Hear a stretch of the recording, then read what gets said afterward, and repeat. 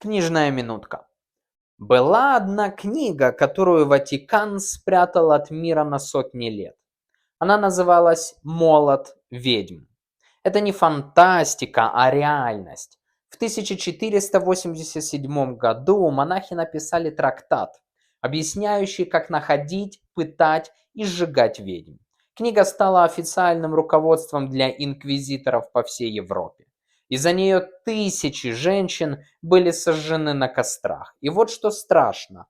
Там была четкая инструкция, как распознать ведьму среди обычных женщин, как заставить ее сознаться и почему любая попытка защиты– это доказательство вины.